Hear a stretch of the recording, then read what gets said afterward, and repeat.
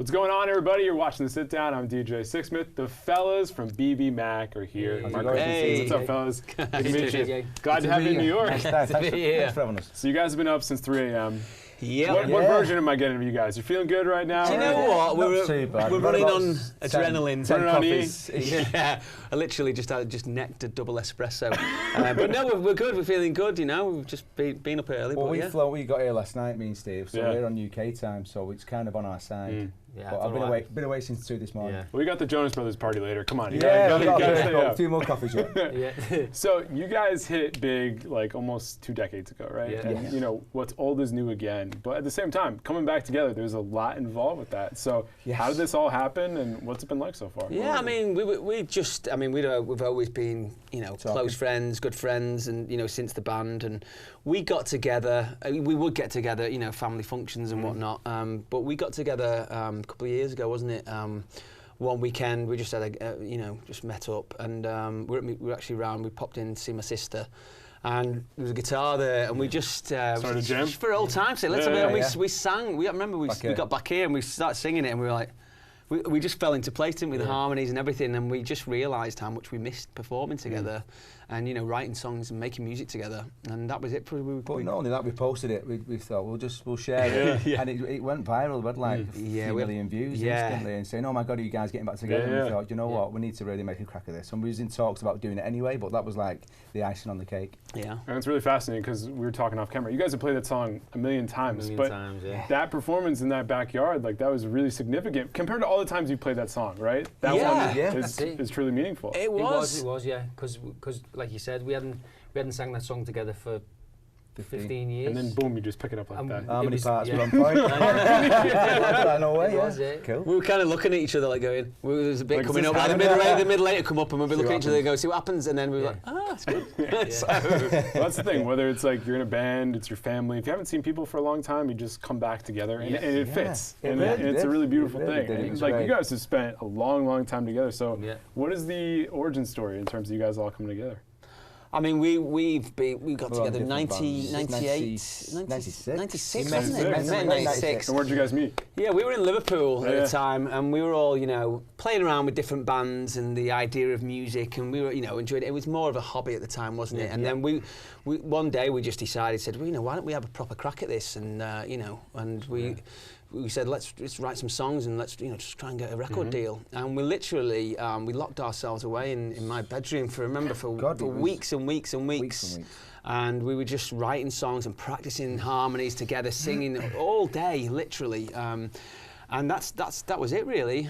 We got the bug, and then you know, we went and did what we said we were going to do. We went down to London with a suitcase of CDs, and we slinging them on the street. We were basically. That's what we had to do. It was like flyers and CDs, right? We had there was no internet, you know, we had no. So we bought that Showcase International book, and it was like a book with every record label and stuff in England. And we literally would just phone up record company. We would just go in there, turn up, and say, "Oh, we've got a meeting with such and such a body." I think we went to Sony and said we had a meeting with Tommy Mottola. We realised it was in New York. Really, I don't know about that. Like, did he relocate? Like, you sure? So it was in New York. So it was, and then, you know, someone said, "Oh, come in, boys, and sing a song," and we sat, and then there was a bidding war, you know, everyone was like, "Oh, we've got to get a piece of BBMAK," so that was it, really. It's just started it all off for us. How long did it take to really perfect the sound for you guys? God, I think it was a few years. It was a few years. I mean, the harmony sound that we've got, we always had anyway, and we've always had that blend. And I think the more we started writing songs and we started getting a sound together, we thought, you know what, we've got something that's quite different here.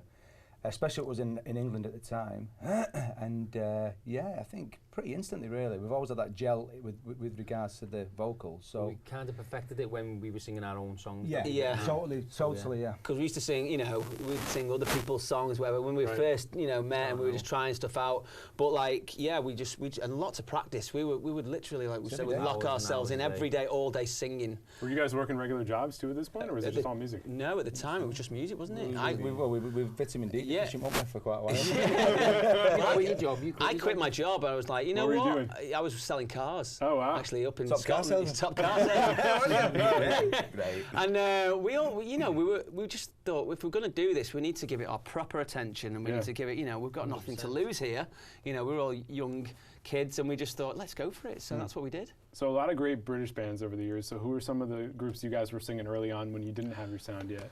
We love the Beatles. Yeah, the Beatles is a big one, huge Absolutely. one. The Beatles and, you know, ELO, the Eagles. A lot of harmony groups. Yeah. Crosby, Stills and Nash. Yeah. But lots of Motown and soul as well, you know, like Stevie Wonder. And so it made its Donny way Hathaway. over. Yeah. That's cool. But I mean, like we were saying before, we were talking about Queen. We love Queen. Did you guys see the movie? Yeah, loved it. Pretty good, right? Really good. Yeah, Freddie Mercury, all-timer. Yeah, it's a brilliant film. I've not seen it yet. It's good. good. I haven't seen it? Yeah. No, I've not seen it. It's a good one. Yeah, and from Rami Malek too, like he didn't sing in there, but just the facial expressions, the teeth, like he was nailed it. Yeah, nailed it. Really nailed it. So you guys are locked up in the room doing your thing. When do you start to feel that things are starting to change, things are starting to build up? Because like it's a little different now. People are just looking at their stuff on Spotify, on SoundCloud. You guys are going for the record deal. So when do things kind of flip for you?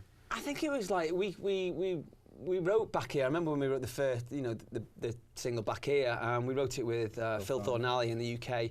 And I remember when we wrote it, we were like, oh, this is a good song. It was on the shelf on it for a bit. It was just like, you know, we didn't know what to do. And it was really when we went over to America, and we went in the studio with John Shanks and Oliver Lieber, and they really brought to help, you know, get this BBMAK sound. And, you know, we worked closely with them, and, you know, we finished the track, and yeah, we kind of knew. I remember getting the song back mixed, and when it was mastered, when we were listening to it, I was like, yeah, this has got something special about it, this song, you know what I mean? And I think, you know, when we started, I remember the first time we actually thought, wow, this is something's happened here. It was when we went to that mall.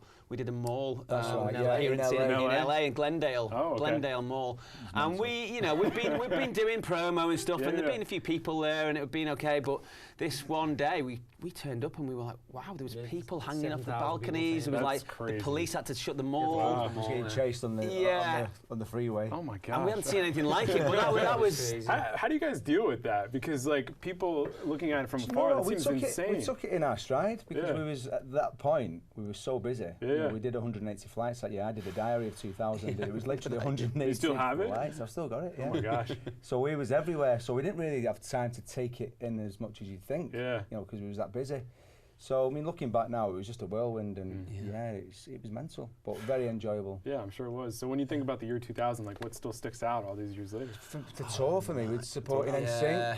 Yeah, give me some stories from touring with NSYNC. Touring with NSYNC, we got to perform on stage with Nuno Bettencourt. Yeah. We did More Than Words with him on stage. That was amazing in Boston. That's cool. So many great, you know. Loads, it was it was just incredible, you know. It was Britney Spears performing Destiny's Child. You know, these are groups at like the peak of their power. Being on the same stage as Bon Jovi, certain shows, you know, with Aerosmith, massive crowds. Goo Goo Dolls. You guys really touched a lot of people here along the way. Yeah, looking back, it was pretty crazy. And then were there concerts in England that still stick out to you that were special at that point? Yeah, we played the MEN Arena, which the Manchester Arena. We supported the cause there. We supported the cause, yeah. So we got to play there, and because it's like our local hometown show, and it was the big venue in the area where we kind of grew up. It was great to play there on that stage because we've been there so many times to see other bands play, and then to finally be on that stage, being the band that's playing. And we did. Remember, we did. Was it Manchester? And we came on stage with scooters. Oh yeah. We came on stage with Vespers. We've done the Smash Hits tour. Remember that? We used to drive on the stage. I don't think I had a license at the time. Or a helmet. Well, it's amazing you can remember little stories like that. Well, do you know, it's funny because we had these bikes for when we lived in London, and it was great because you know it's London traffic. It's madness. It's a bit like New York. So we moved back up north, and we took the A roads. It was absolutely funny. We decided to drive back up north on these Vespers. I didn't even have a license at the time, but it was throwing it down. Didn't have any gloves. We got lost. Asked the police to escort us out this particular place because we didn't know where we were. It took us 8 hours to get out for a 2-hour journey in the the film Dumb and Dumber, when it was like literally, it was like that. At the end of it, it was awful, but it was funny. I dig it, yeah. It was really funny. So you guys have had the situation where you've been known for one big hit, and that can be a really great thing, but you also have to play it a million different times, and it's also hard to get over that hurdle in terms of the music after that. So what has it been like dealing with that all these years? Do you know what? I mean, we had a few in America. We had three big singles in America. So that, you know, when we had the success with Out of My Heart and The Ghost of You and Me, and Still on Your Side after that, it was kind of like, you know, they come to see all the songs. But yeah, I mean, Back Here is a special song for us. You know, it always will be, and it was, you know, it was the one that kicked it all off for us. You know, so we still love playing it. We still love singing it. We do. It's great now to see the audience singing the song, you know, like they did 20 years ago. Yeah. Yeah, it's funny. These guys out here, I told them they were coming in. They put on Back Here, and they're like, "Oh yeah, I remember that." It puts you right back into where you were at that point. Absolutely. So how'd you guys create the song? What's the backstory there for it? Phil falling out. Yeah, we just went. We were in his house. Our friend now, Phil, and we went down. Phil, he wrote Torn. He was in The Cure. He was a bass player. He was in The Cure. You know, he's a great songwriter, a great guy, and. We just went down one day, and it was one of those songs. We wrote it. I remember we wrote it within like 2 hours. Really? Like 2 hours, finished the demo. Like we finished and sang it and everything within 2 hours, and it was just one of those songs. Like, was it rare for you guys that it was that short amount of time? Did other stuff take longer? That's pretty quick. That was quick for us. Yeah. I mean, you know what? The label had us out writing with different people, and you know, on most times we would get a song done in a day, but it'd be a full day, you know. And sometimes it was hard, sometimes it was easy, but that one in particular was just so. It was just one of those. It was easy. Sometimes songs just write themselves. Yeah. And that was one of them. That was one of them. Gotcha. So a lot of bands had come over from England before. What was most surprising about American music and just that whole whirlwind here in America compared to England? I think for us, a lot of guitar bands that, you know, what we were doing. Yeah, like bands like Goo Goo Dolls and stuff. Vertical Horizon were out at the time, and you know, great bands that we listened to, and you know, that's what the kind of thing we was into, wasn't it? And it was a little bit more like back then. It's different now with the world's a smaller place, with everyone's got the same Spotify and everything, you know. But then it was a little bit. It was more separated. Like, you know, the music in America would be very different to the music in England and stuff, and we even had to do like different mix versions for American radio and stuff. It was very different, but it's kind of all come together now. Something that we noticed coming over here was the US have specific charts, like the rock radio, pop radio, country radio. Whereas in the UK, you just get one chart. It's a lot easier to digest that way, right? It's like, oh yeah, I'm number 20 on this chart. It's like, wait, which chart are you talking about? Yeah.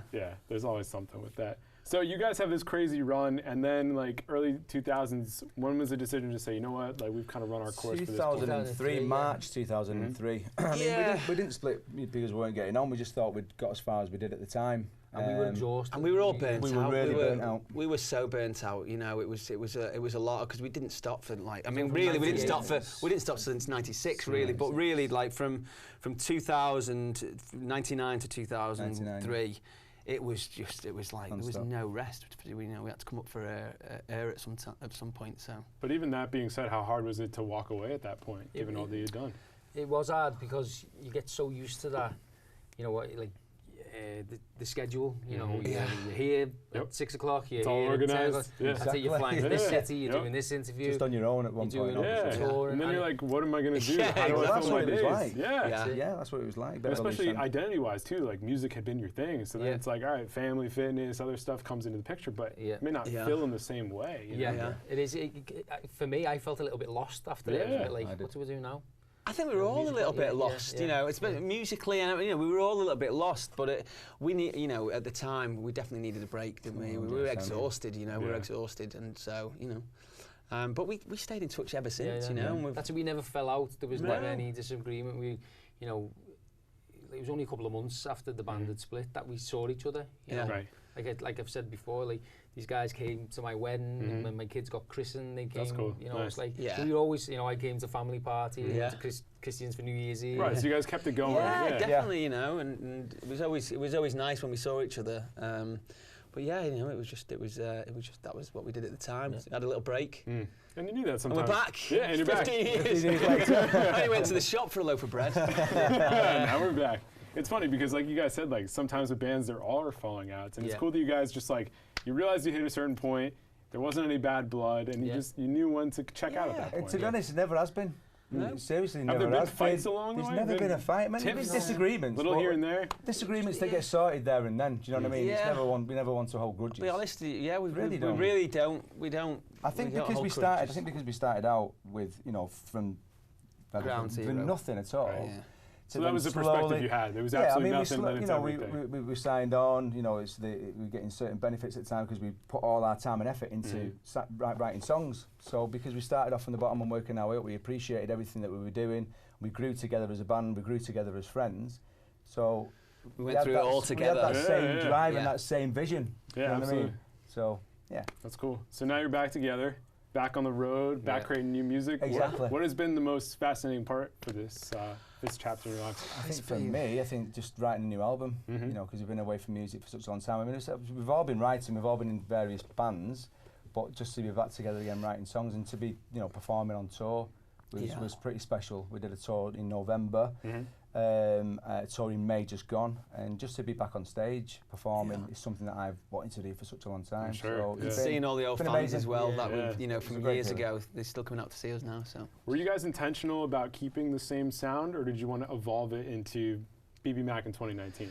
Yeah, I mean, we wanted to evolve. You know, everyone wants to evolve, but you know. The sound to begin with was always quite timeless anyway, you know.